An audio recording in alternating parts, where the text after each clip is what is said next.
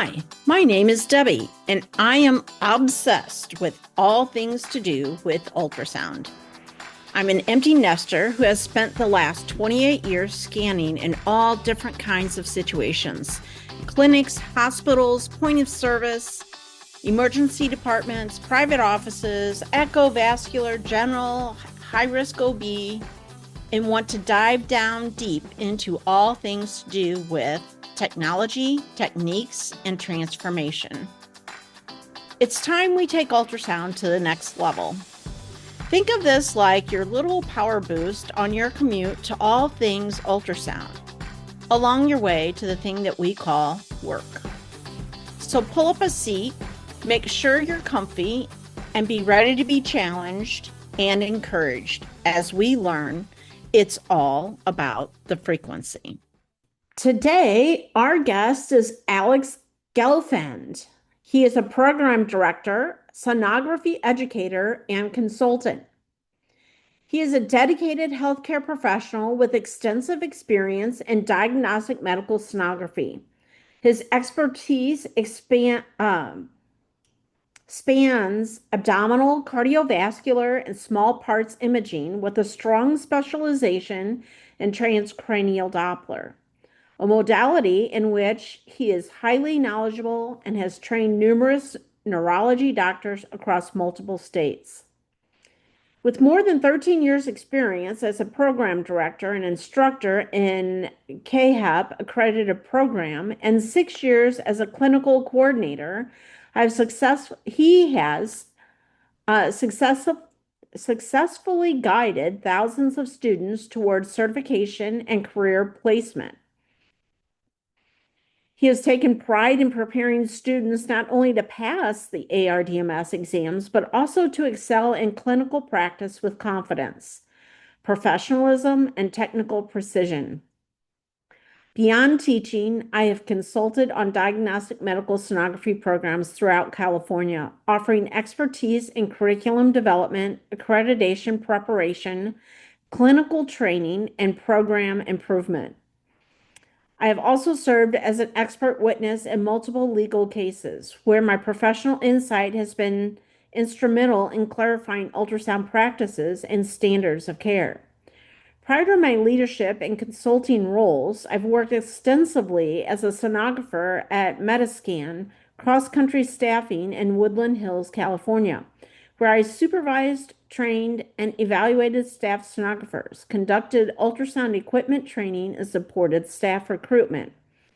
Earlier in my career, I practiced at Northridge Hospital, Good Samaritan Hospital, and Rancho Los Amigos Rehabilitation Center, performing a wide range of diagnostic ultrasound examinations, including Doppler color flow studies across abdominal, vascular, and cardiovascular systems.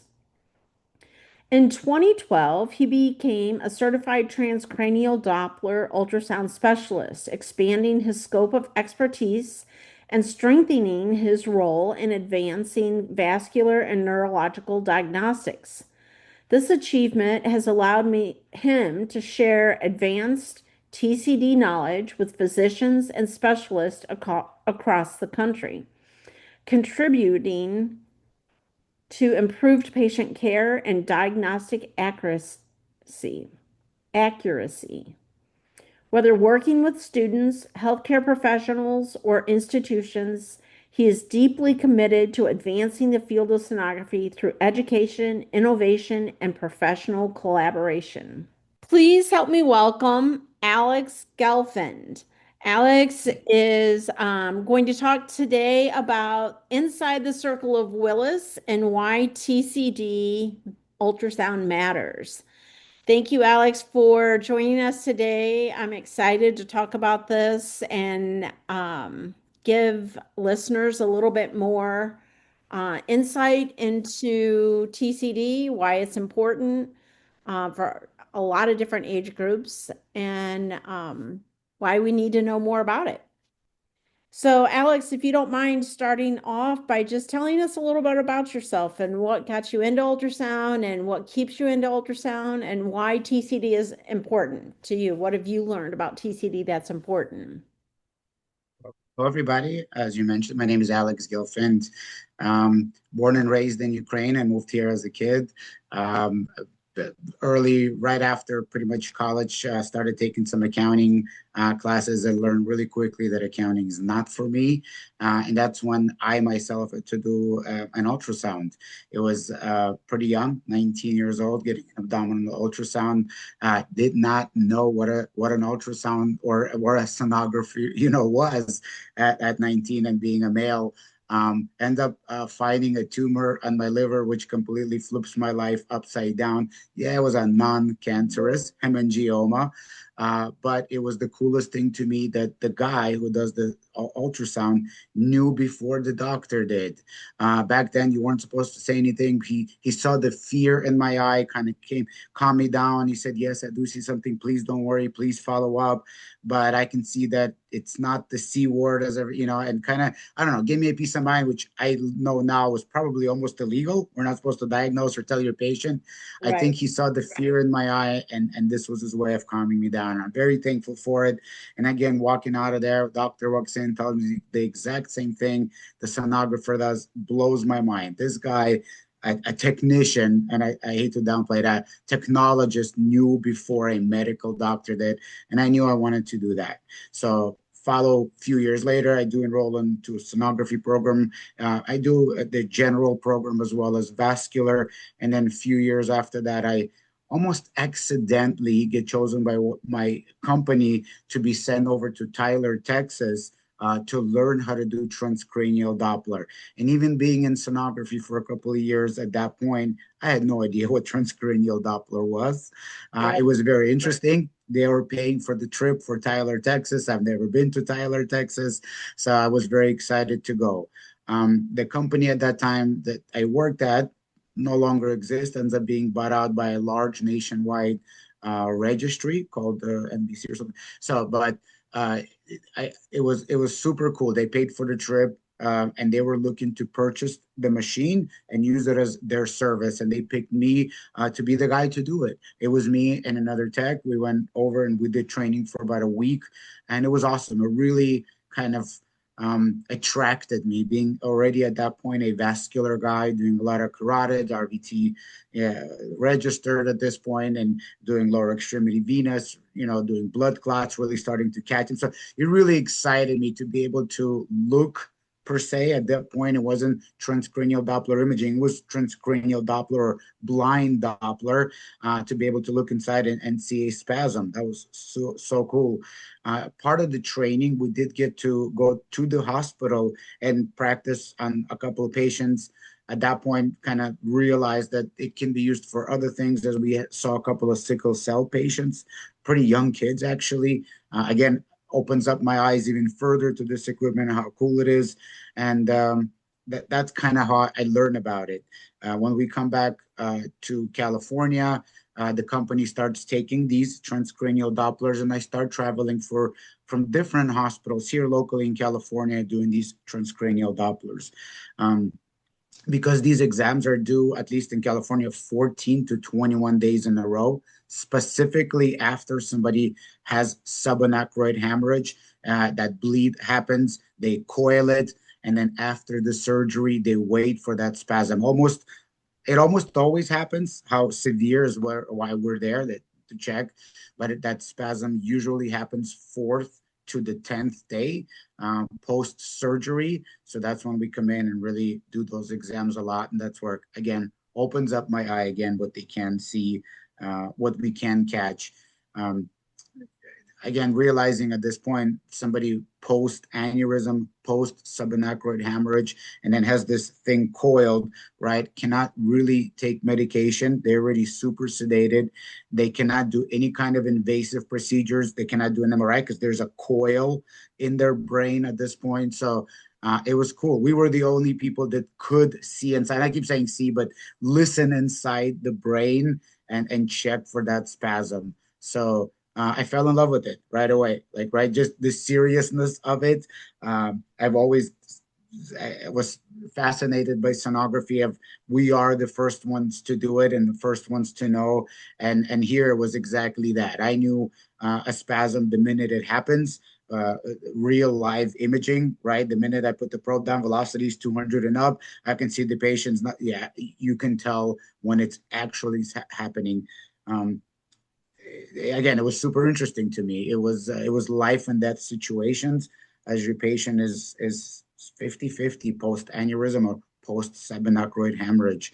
I was lucky enough to work with a doctor here, Dr. Tittelbaum, out of Providence here, St. Joseph, and he was like, I think the doctor in United States that was number one in coiling those aneurysms. So it was really cool. He was one of the doctors that I worked the most for as I did these travel assignments. I did, again, Northridge, a bunch of different hospitals, but that's where I really learned the craft. The doctor was there and was actually reading our TCDs as opposed to us sending them somewhere. And we hoped, oh, so I hope somebody's looking at them. I hope somebody's reading them, Yeah. as we knew many doctors, right? Like the Right. teleradiology, really hope for the best. But, and if it's normal, you don't really hear from a doctor. If it's abnormal, sometimes you did, sometimes you didn't. So it was like, are they really looking at him? It always worried me. It always scared me.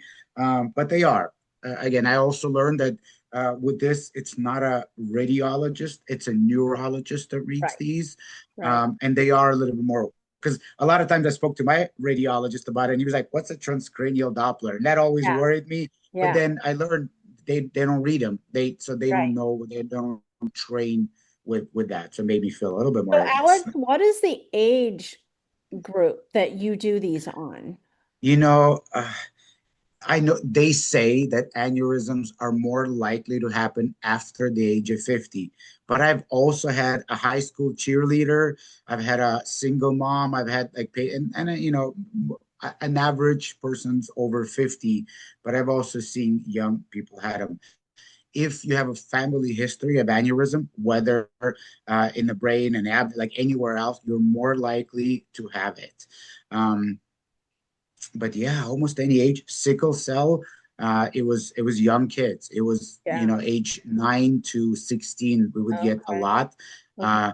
I'm very near like Hawthorne area, which is there's a lot of African American community, and we did a lot of transcranial Doppler for the sickle cell. So, yeah. Yeah, so like a lot. Yeah, we would. There was a specific hospital, Centinela Hospital, that actually ordered a lot of them for younger patients, and always Is it more more difficult. prevalent in males versus females or Uh, so subacute hemorrhage, I think it doesn't care. I think it okay. affects everybody, while sickle cell is more common in males. Yeah, Oh, males. Okay. that yeah, yeah. Interesting. Okay. But I've Awesome. had patients very old, and I've had patients, again. One that specifically stand out as the young lady was a high school cheerleader, and the reason I know it happened during like a football game where she just collapsed and ends up being rushed to the hospital. A lot of times when it is a young person, your doctors, they assume it's something else. They don't think Right. aneurysm right away, and by Right. the time they get to us, like the patient passes, unfortunately. It's a So very what sensitive are, time. do you know what the symptoms, I'm asking you off our scheduled topics here, but what are the symptoms of an aneurysm? So everybody will tell you, and as my patients woke up, day 21, and some did not, but everyone I did ask, a pain, a headache, right? As you get subaneurysm hemorrhage, our brains do not have any space to swell as that. So, but most of them will just pass out and wake up in the hospital. Okay. So like they'll say, Not a "Oh, I had lot a of, headache that day," but then the next thing I remember is waking up, and there was one lady was driving, one lady was in the shower. Again, a young lady was being a cheerleader at a football Mhm. game, and most of it ends up the same. I had a headache. I remember kind of passing out. The next thing I know, it's a month later. I'm waking up in the hospital. So Yeah. yeah, it's a Yeah. traumatic experience. Yeah. Yeah. It's so scary, right? It's so unpredictable. Yeah, and your And patients are nothing that 50-50 you with can me. really see coming on. It just, boom, it's there, right? Yes, yes, Which yes. is It's very really quick. scary. So, Yeah. talk to me about the windows that we use for transcranial Dopplers and which ones you prefer over the others. So, it's not about preferring or not. As you know, sonography or ultrasound does not go through the bone. So I only have a couple of windows that are really available to us. 3/4 ways down to the ear, you'll see. I'll literally like I'll put my hand on the patient and I look for this little hole here, and that is your transtemporal window, being that this is your temporal. And this is where you would kind of literally put the probe in and start sounding or looking around. The largest one, or the one that connects with common carotid arteries, your middle cerebral. From there, it goes to posterior and anterior. But the biggest one, the most blood supply that moves through the brain, is through this middle cerebral. So it's usually easier to locate. That's usually my landmark. That's where I start. Once I find it, I don't know if I don't really slide around. That is your window. You're literally just angling, and these vessels are very close together. It's minute movements, and then from there you need to know direction and depth. As you know, Doppler lets me know which way is moving away from the probe. That would be my anterior, and then Right. posterior is away, while middle will be bidirectional. So that's my transtemporal window, obviously doing both sides. Transorbital window, which is the easiest window because it's the largest window. And if your Okay. patient's awake, you have their eye closed and you put a little bit of gel over the eye, very little pressure. You look there.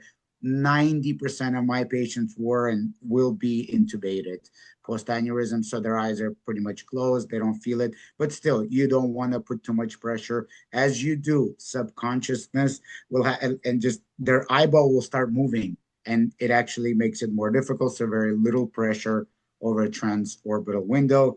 Then you would go transoccipital, looking for the vertebrals through the back here. And then the last one is submandibular window. It's under the mandibula, under the jaw here. And actually from here, you're looking into we call TICA, or terminal ICA here. Yeah, that's one of the harder ones because you're going from all the way here to all the way here. So Right. deep. Depth and direction. That's all you need to know with Doppler. That's your key. As long as you memorize it, it makes the exam much easier. Yeah. So, tell us what kind of probe you're using. Are you using a 5 megahertz It's a or pencil probe, only about yay big, and it's usually a two, sometimes 1 or 2 megahertz. Yeah. okay. Being a blind Doppler, again, fairly easy to use. It's very light. The probe itself is very, the wire is very light, unlike the ultrasound machine, which is a little bit more difficult to maneuver. This gives you a little bit more freedom, as again, you are going from pretty tiny spaces here. So your transducer is like a pin, you said. Uh, Like a Correct. They actually pin. refer to it as a pencil probe. Okay. Yeah, yeah, Okay. that's actually what they call it, pencil probe. So when Yeah. I was learning to do TCD, which I terribly hated because it was the oldest machine, first of all, and we had I want to say, like a probe that a 5 megahertz and that we would use sub in the back of the head. But it Um, was how wide was the, because the wider the face, the more yeah, it difficult was to a use. wide Yeah, face. yeah, yeah. Mine was little. I mean, I'm gonna say the Pro is a literally side of a pencil. Like it's half the size, but it's very tiny, which gave me more space to Oh maneuver. yeah. That It would have makes it made it a much easier. lot easier. The first Wow, machine we we were really used, doing it the hard way. yeah, you guys, sounds like it. And even the older machine that we were using, compared to a couple years later, they've got a newer machine which made the job even easier. So the way it works, the Doppler, just like any Doppler, it sends out sound waves and it waits for that reflection to come back and gives me the direction. So the newer machine had two screens, split screen. And what it did is the machine sent two separate waves simultaneously. What it did is it sent like a hollow wave, just an empty wave through the brain. Then that wave located at which depth were things moving. So the machine, I was cheating. It would tell me, the machine tells me, okay, Alex, at 55 millimeters, something's moving at 70 something. And you would then just change the depth or focus the probe to that depth, and it would find the vessel for you. That's the newer machine Okay, nowadays. that's called cheating. Yes. So we didn't have to like literally, because what you did before, you sat there, you found the window, then you Yes. pressed, and then you went 2 millimeters depth, and then you changed, then you waited and Yep. wait. The machine told you it sent a low frequency wave all the way from here to the other side, and it told you where all the movement is happening at which depth. Of course, it was up to you to then locate Right. it and then figure Right. out by the waveform which vessel it is. But I knew where the movement was happening at which depths. Yeah. Oh, So that's the new awesome. equipment. You don't have to look for it blindly any longer. Yeah, Oh my God. We had very cool. IU-22s with this big fat Yeah, that's square not ideal. Yeah. probe. So And I train, I'm very familiar with the IU-22. That is not technically a transcranial Doppler machine. I used a little laptop with like it was only a TCD machine and nothing oh, else. okay. Yeah. So, companies DWL, I don't know if, but they're local here to California, and the guy is great. The salesperson Dan's been around for many years and actually helps you train. And the equipment, I mean, is significantly better. And I know the future of it, just because they're doing the research, is where you put the helmet on Okay. and the two probes come in at the same Same time. time. And they are actually AI. There's no, it will find the Find probe it. Yeah. without a human. So yeah, a little thing comes on. I think it was like I watched it do it. I don't know if they want me talking about it because it's still, but it literally goes in, it finds the vessel, and then it starts looking around until it finds the flow without a human present. So yeah, That's yeah. I awesome. don't know if that's good. I don't know if that's good for us or not. I Well, know that's my, certainly good for me because I wouldn't be able to yeah, do that and well, didn't but care for again, them are we because going to I was lose using jobs? such bad equipment, right? Yeah, that's of course. That would have been in a hospital. But are sonographers going to lose those jobs? Is Right. AI gonna? I don't think so because I think still the machine equipment needs to be operated by a human. But Right. still, is that a thing? No, I don't know. To be able to interpret it if it's a Yeah, feasible wrong or moved. signal Yeah, if for the you patient getting moved, how do you? Yeah, right. How do you something like adjust that. that? Right. Yeah. Yeah. So I hope. Yeah. Are you able to manipulate post-processing on that then? That So I help? think again, if you do find something, you're able to then stop the machine, and then take additional photos or have the patient move, or if you want them to do like a Valsalva maneuver or something like that. So yes, you do have some flexibility of what to do, but the actual like the thing and the movement, it does it for it finds the vessel without you needing to be there, which is There pretty you cool. go. Well, Yeah. Yeah. hats off to technology for that one. Yeah. Let's talk about mentioned earlier, the subarachnoid hemorrhage and vasospasm. So That's the most common. that's the most That's yeah. common, right? That's the most common reason for them to order a transcranial Doppler is somebody that has subarachnoid hemorrhage, and then they're afraid that that person's going to have bleeding, so they will then look for it. Other doctors will try to predict strokes, they say, but still, a carotid artery ultrasound is a better way to go. But if somebody has an aneurysm, specifically a Barry's aneurysm, most common in anterior communicating artery that will cause just little couple drops of blood to happen, which then increases, it's considered subarachnoid hemorrhage. Your brain starts bleeding and increasing in size, and that's what will cause the spasm just by the growth of the brain. That's the by far the most common reason. Again, sickle cell is another reason to do transcranial Doppler. Right to left shunt. Somebody has a shunt in the heart, they will do those TCDs where they put the helmet on, and that's a much longer exam. They want you to sit there for 45 minutes to an hour and watch for those bubbles or oxygenated blood in a non-oxygenated system, PFO. And the fourth exam is brain death, which was the one I dreaded the most. I've done a couple of those, but they will use transcranial Doppler to confirm brain death. Yeah, Oh, okay. yeah. It's not an ideal way for them to do it, but they need to have at least 3 exams to confirm. So sometimes they'll use that as a third one to confirm. So yes, I've done a couple of those, but not the most common exam. by far, Barry's aneurysm, subanachroid hemorrhage, you'll see a lot of those. Yeah. Yeah, so I've noticed in your notes as well that the reason why vasospasm is so important is because it's starving the brain of oxygen, then, right? When Yeah. um It's a stroke. So basically, the I stroke. like the word spasm, right? The word that's like, I'm spazzing out. So the brain enlarges, it kind of like absorbs the vessel, narrows it to the point where the blood's not, and that's a stroke. The patient will die from a stroke post Right. aneurysm. Yeah.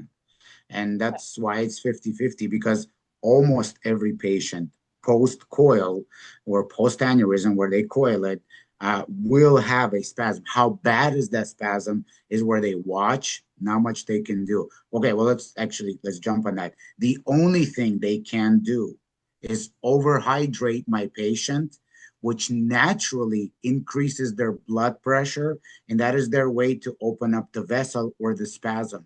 They can't give a patient any blood thinners because there's such a sensitive stage that I've had instances where I would come in on a Wednesday and the patient, let's say, it was 160 pounds.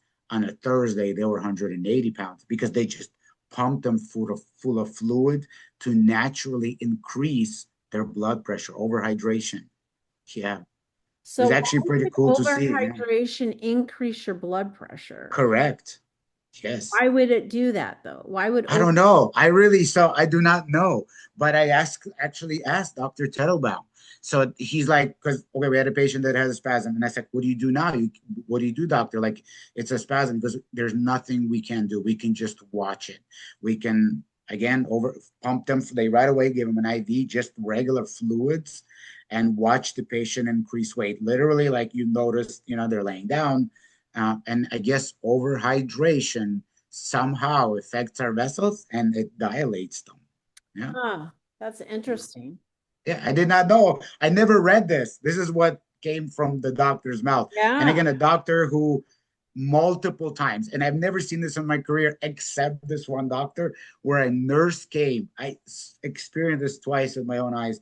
And she said, Doctor, I just want to thank you. Your hands are golden. They're literally made out of gold, and I'm proud to work with you. And I've never seen that happen. I was like, wow, I'm in the right place, right? Like, Yeah. yeah, that was one of the few, because not every neurologist even used transcranial Doppler. Even here in LA, or a huge city, huge hospitals, Right. he was one of the few that was ordering them like daily. That was my busiest hospital by far, and he was renowned for the way he coils. Like I guess, came up with some technique, and his coils work better than anybody in the United States. Yeah, So, Alex, you mentioned earlier that the most common time for vasospasm is between day 4 and 10. Is there a reason correct. why it's day 4 to 10 after coiling, after surgery? So I asked the doctor the same question because we started noticing. Okay, Right. then sometimes day 4, 5, 6, whatever. But so adrenal dump, as your body goes through surgery, everything's okay for the first few days. It literally your patient's intubated, they're running on adrenaline. Once that runs out, just 4 or 5 days post surgery, the body goes into like a reaction. Now what? And that's usually when it happens. Yeah. So, when anesthesia wears off, then is basically, Pretty right? much. They start Yeah, because bringing them back yeah. eventually. That's when your body goes, no, I'm not ready, or whatever reasons. And they really don't know. They don't know how it's going to react. Whether it's young patient or I don't think they know what causes that to happen. But I'd say almost every patient, it will end up happening to like the spasm almost guaranteed. I don't want guaranteed because it didn't always happen, but almost every patient we had 4 or 5, 6 days in, some sort of elevation of blood flow happens. Couple days it stays up.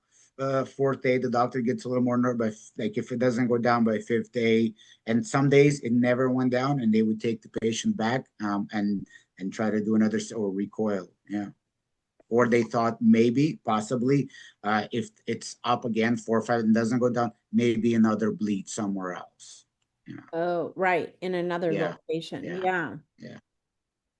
But Wow.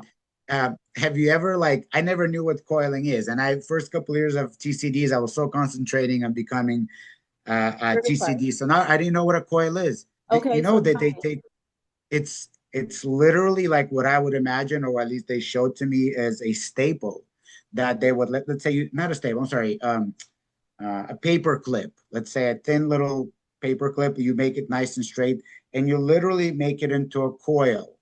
They stick that into the vessel, and the turbulence of the blood that that coil creates stops the bleeding. It becomes a natural blood clot.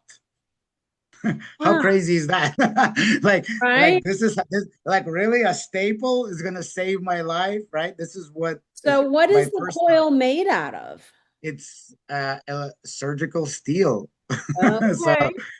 and it's Okay. literally depending on the size of the vessel, and also vessels like 6 millimeters, right? It's a little like a coil, like a little thing Yeah. they stick in, and that the way the doctor explained, the blood now has to like it's turbulent, right? It's doing Right. this flow that it prevents it from, but creates a natural blood clot that stops the bleed and still keeps the blood moving. Yes, in a turbulent way. Yes, the patient probably has to do blood pressure medication because blood pressure is probably going to be up. And yes, you have to keep checking on it. Those, they last 20 years. You might want to, but yes, it's a staple in your brain that literally is holding everything together. Yeah, I never, because I know I've had experience with abdominal aortic aneurysm, and they take a piece of Teflon and they Right. put that inside the vessel. Then they take the aorta and they kind of wrap it around. But that you can't do that in the brain. They're too Right. small, also too Right. dangerous to go in there poking around. So they put a coil and they hope for the best and hope it works. Crazy, Wow. right? Where's the first guy who thought of that? Like, oh, let's just put a staple in there and see if Right. that works. Exactly. Right. Let's practice that. Yeah, so that's pretty cool. Pretty cool. All Um, right. So let's see. You also mentioned, well, you measure what you're measuring is mean flow velocities, right? The speed of the red blood cells through the vessel. correct. So And very you can important. I'm telling you tell that. vasospasm from a stenosis, from an emboli, or just an abnormal flow is what you're Correct. able to tell the difference of And based here's on the depth, right? and direction. And the direction. Okay. Yeah, direction of flow. Because if the blood is recanalizing or backflow or some kind, yeah, it's specific direction and depth is how I can tell. Also, again, I want to jump on that mean velocity as opposed to peak velocity. Right. So if I'm Right. doing a carotid aorta, I'm seeing systolic over 125. That here, that's okay. If it's above 125, it's fine. It's the diastolic flow that's more important. So usually the diastolic flow will start elevating. That's what causes the mean velocity to go up. So it's the pressure, the blood, because the heart's fine, the heart's pumping. Right. It's the Right. brain that's not, yeah. So and again, it took me a minute to realize the difference. As a new sonographer, I'm learning all. Right. It's like, wow, Right. mean gives me different information. Peak gives me yes, but mean gives me a little bit different. It's the total amount of blood, not the peak only. So pressure is not as important, but yeah, took me a minute to my brain to realize the difference and Yeah. the different information that both bring. Yeah, Yeah, because you're looking for something different. So I do high risk correct. OB, right? And Yeah, we are looking at the peak, right? yeah, Because we're looking yeah. for anemia, right? So how It's fast different. is it going through there, right? Because anemic patients will have high velocity, right? So, Correct. but that's not what you're looking for. You're not looking No, for anemia, right? You're I'm looking not looking for for how stamina. much blood Total. Yep. volume, which would be your diastolic, right? Your constant, right? Correct. The relaxation when the heart's not working, the brain still needs to get that blood. 75% of a heart's outflow goes to the brain. If the brain's rejecting it or not taking it, why? Right? That's yeah, it's pretty cool. I know. When I got into vascular sonography, I didn't think it was as interesting. When I go through this transition of becoming, doing a lot of abdomens, now I thought, oh, carotid arteries, it's difficult. It's only one organ. It's not. And then I start falling in love. Like, oh my God, I can predict a stroke, or I can tell anemia, even from a carotid artery. I've caught anemia, and I'm not supposed to, but I was like, hey, you're young female, blood is at like 155 for no reason. So, like, you start like, oh my gosh, this gives me so much information. No, now that I know how to use it properly, Right. right? Now that you know how to Yeah, interpret it, right? correct. Yeah. Now, yeah. So it took a little while, but um, once that starts registering, you really do become a full, yeah, like wow, you can really tell a lot of information from this. So really cool. Isn't this amazing, right? Yeah, So I noticed earlier you mentioned that the beauty of TCD was that it can be repeatable, that correct. it can be Non-invasive. portable, like bedside, and it's continuous, right? It's not just 14 to 21 days usually is like the standard. Some hospitals do 14, some 21. I know in the previous podcast, the guy mentioned it was 12 days. So I guess each hospital has its own protocols, but we did 14 to 21 always. And mostly it was 21 days. And yes, the timing's important, meaning if I did them in the morning, every morning at 8, I'd have to come back every morning at 8. If I did them at 8 p.m., because they want to see how the body's acting at certain times in the day to get more accurate so info. I'm just pulling from my own limited experience here, but I remember that the elevation of the bed was important when Correct. done. Specifically their head. Yes. So yes, So their head has to be above their heart to be accurate. Yes. okay, to be Something accurate. I also and also more than that, if they do have subanechoid hemorrhage, I guess their head can be too low or below the heart. That also affects it. I don't know exactly how, but I've also noticed that some beds, I would come in and a patient, they would actually put a little string in a bed, which would tell people not to lower it past that point, which is a little bit caveman to me. Yeah, but but you it do worked. learn. You're like, But yeah, it right, it worked. worked. Yeah, it's like big sign, like don't move, like and yeah, there was times where like, oh, I almost moved. There's like, wait, I see the strings. Got to be a reason why, right? But yes, it was a little bit of old school way of doing it. But I hear it's because the head cannot be lower, because then your hydrostatic pressure changes, and that can mess with, yeah. Right. So I only remember that because my first one that I went to go do, I forgot to raise, I put the And bed they at told you, a place where it was good for me to scan, yeah. and then I forgot to change it back. And so the nurse called to remind us, and I was embarrassed. And so that's the only reason why I remember Yeah. that. That's, I Right? mean, that's how you learn. That is how you That's how learn. you learn. I Never did know, it but it's again. You never did it painful. again. It's painful. You're right. And that's the Yeah, yeah, one big thing yeah. I learned, right? And remember. So, why isn't TCD used more then? It's operator dependent is number. That's what most people's answer is, I guess. It is a difficult exam, and if your tech doesn't know what he's doing, can easily miss something, and it's just a waste of time and money. I also know just a lack of information out there. Not every neurologist even knows about it or uses it, and there is really no standard. Like there's no protocol. Everybody can, again, as we talked about, like some hospitals do 12 days, some do 10 to 14. Some hospitals start on the day of the aneurysm, some start at the day of the surgery. And our hospital actually did it the minute your patient got into the hospital, but they would note it would actually very confusing. But the aneurysm day one, post surgery day three, or something like that, they would note both days. But again, no specific protocol. We did as we were told. We did as the guy at Texas told me. Every 2 millimeters, you take a measurement. Some doctors wanted it, some didn't. Some doctors want the Lindegard ratio, some don't know what it is. So I think it's just a lack of education, I would say, and information. And Um, standardization, it sounds like, yeah, right? yeah, yeah. I wish. I know the vascular protocols, being a vascular sonographer, were actually put together by SDMS and AIUM, but they don't have that for transcranial Doppler. I know that American Neurologic Society, or ANS, is working or has been talking about having an NVS, which is neurovascular sonographer, and that is a transcranial Doppler certification. It's not through ARDMS, it's through NVS, but still they are working on making it official, making it, license, and having some research and training on it. So And I'm very much for that. standardization of how to, Correct. yeah. Yes, yes. Like the SDMS, like the Robert Daigle was doing, like putting the protocols together, and AIUM would share it with everybody, and SDMS. But that hasn't happened with TCD yet. Whether it's because it's technically a vascular exam, maybe it's because it's neurology, doesn't fall into radio. I don't know, but it's taken a long time because this thing's been around quite some time, probably longer than ultrasound. As it, Doppler's been around even pre-sonography. Yeah. Yeah. Yeah.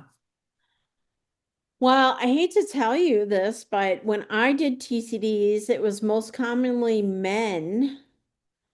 Um, Yeah. and they were ICU, but okay, this is just going to be funny and we might have to edit this out. I don't know. Okay. But Okay. You decide. Okay. You did not. I'm gonna assume you're gonna tell me that you saw one. What they used to say: see one, do one, teach one. Somebody showed it to you and said, "Here you go. You do them now." right, exactly. That's always how it's done, right? And Yeah. olden days, see one, do one, teach one. No, but men would come in who had aneurysms because they had just had an aneurysm after having sex with their girlfriend. So Okay. like I I never had maybe asked that far. like, well, I didn't ask. The nurses are telling me, I'm like, Okay. anything I need to know before I go in, like I always check with the nurses before I go in and different things. And um, I said, is that his wife in there with him? No, that is his girlfriend. And he got this when he was having sex with his girlfriend. So it seems like any amount of Excitement. pressure, Yeah. pressure Yeah. and Yeah. Yeah. uh anything can really, I guess, cause an aneurysm. But I thought it was funny because the nurse is like, the wife has chosen not to show up. Yeah. I So can understand that. yeah. And for some reason, we did three men with the same story for the whole week, Wow. at Yeah. Everything. 10 in the morning every day. So in my head, that was the reason why people had aneurysms. Signs and symptoms. Oh, No, I'm but pretty sure it's more than that, but yeah, I'm I can sure see it's how more that than would that. But when you're trigger. first learning, it's Yeah, like, geez, like, gotta be yeah. Don't careful. do that. Gotta Take be note. careful with those I'm old gonna world. assume it's also from the high stress of having a wife and a girlfriend at Right. once, right? That's gotta be That that, could be it. that's the stress of that as well. It's gotta be Right. Exactly. so Maybe that was that's it. a More lot. That's a so than lot to maintain, right? That's a lot to deal with. I mean, yeah, maybe that was a it. lot of More so. planning and a lot of arranging. So I don't know. Yeah. I never went that far asking. Yes, I've had men of all ages. Again, sometimes they're communicating, like you can talk. Sometimes they were completely out and intubated. So you don't always get a chance to speak to your patient, right? I Yeah, and didn't. most of the time Yeah. my patients were always out, right? Because they were intubated. The nurses were the Yeah. ones who Most of really them gave me more had information information. than I really Yeah. needed From to what I know. remember, most of them were intubated. Yeah. Yeah. Yeah, most of them are. Interesting. That's good. That's So good it to was know. like, whoa, well then be careful because your sins will find you out, man. Yeah, I know. That's true. Yeah, That is true. Everything gets eliminated, right? Somehow, some yeah, way. karma's Always comes to light. yeah, always comes to light. Well, thank you so much, Alex. Do you have any last bits of advice Just to or kind of jump on top of that, like I wish and I hope more schools will add this into their vascular programs. I know that in California, as of last year, the hospital requires it to be a stroke center. They need to have one transcranial Doppler machine. I hope that that will kind of trickle down to our schools here to where not only having a lecture, but have some kind of way to bring in a TCD or a rep or somebody that where new students can kind of learn this machine instead of just watching a video or a PowerPoint. So very big in education. As I mentioned, I trying to promote my own school eventually, and yeah. that is going to be a part of it. I'm very heavy into vascular. I love vascular, so I do have access to a transcranial Doppler machine just from this company that I worked with for a long time, and I just wish more schools would do that. Again, reaching out to the local transcranial Doppler dealers, they'll be happy to come to school and promote it because eventually it will, turn into sales for them as these students will go out there and get jobs and say, hey, so I hope that starts to happen, not only locally but nationwide. So that's kind of my last 2 cents is I hope we add education and more exposure because it is a pretty cool test, non-invasively. It really gives them a lot of information if used properly. So very, very interested in that. Awesome. Yeah, and for so many different people, like Yeah, those kids who have sickle cell, I know, I that's know. a very painful disease. And And they have like a 40% chance of having a stroke, very high chance of having. ah, Yeah, the one young man I did, yeah, I mean, he was like 23 and had a stroke. So, um, wow. yeah, unfortunate. And it So is anything to help those patients would be underserved, yeah, amazing. community. And I think that's part of it too. There's isn't money for those clinics, and it's Right, sad. Again, the equipment isn't that expensive, and with the right donations, right, people that it right. could be put together and worked well. So Well, I'm encouraged to hear that for stroke, what did you say for stroke teams that they need to have at least one TCD? So I think that will correct. make it more common and more popular, right? At least So, me- knowledge, like people that, oh, I'm aware of it now. I know what a TCD is because our hospital has one, right? So yeah, I hope so. They started this just here, so I think by the end of this year they're supposed to all buy the equipment, which isn't that expensive. Again, 20, 30 grand, you can get a TCD machine. You could get a used one for cheaper than that. right, right. Hospitals can't afford it. Yeah, Yeah. that's amazing. I'm super encouraged by that. And I'm super encouraged by that pencil transducer. Oh, pencil probe. Yeah, yeah, it's very cool. Much easier to use, Oh and God, what we could do if we would have had that, you know? it would half the time on each patient. Literally, what took you 45 minutes would have taken you 20, 25 I minutes couldn't even max. hardly see what we were looking at. That's the struggle is that It to takes find some the time. Yes, vessel, it takes some time some- to.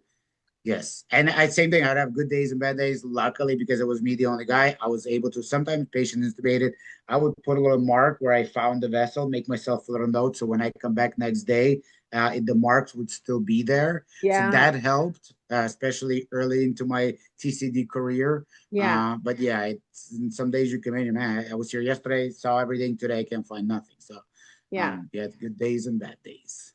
Okay. Good to know. Well, thank you so much. I really appreciate all your insights and everything that you've shared with us and your expertise. Thank you for your time. I know Pleasure. that's a very valuable gift to give to anyone as well. I do like to ask a question at the end of every podcast, since the name of my podcast is It's All About the Frequency. What kind of things do you do? Like when your frequency gets low, when you get kind of burned out or low, what kind of things do you do to increase your frequency? So I always like to go back, like mindset as when I was in school. I always try to remind myself why I got into this in the first place when I get burnt out. And I always loved being there for people. I loved helping people and being able to use this awesome machine to help. I always remind myself, like, why did you get, hey, and again, a bad day, you get into a fight, bad pay, whatever. like, hey, why'd you get into it? To help people. You're still doing that every day. So you got it. You're doing what you meant to do. You're doing what you wanted to do. You're doing it. Uh, Tomorrow will be a better day, right? But I do Right. try to remind myself why I got into this in the first place. Just go back to That's those awesome. school days. Yeah, Yeah, that's yeah. awesome. That always Well, reminds thank me. you so much for your passion and for your gifts to the world. It does Thank you. change and save lives. And so you are very much valued and needed in our community. And thank you for your voice and sharing your time Hey, and thank you. your voice on this podcast. I hope and pray that this goes out to many people, that it can Yeah, help so that maybe they reach out to you, or maybe they reach out to the vendor or find a vendor, and we can share this information and just all, increase our awareness and our yeah, knowledge of this topic. So thank you. yeah, yeah. It's my pleasure. And again, if anybody is interested in getting more information, I'd be happy to share or put them together with the dealer in their own city if possible. Again, I'm not looking to make money. I just want to promote it and Right. promote education for it. Yeah. Is there a specific way you'd like them to contact you, Alex? Just my email address is fine. If you drop it in there. Yeah, Alex underscore Gelfand at lamic.org. That's probably the best way. Yeah. Okay, perfect. Thank you again, Alex. I really appreciate Thank you. Please let me know. Keep in touch and be happy to help any way I can. it. Perfect. Thank you for tuning in to It's All About the Frequency podcast. I hope you enjoyed today's episode. Share it with a friend and remember to keep your frequency high.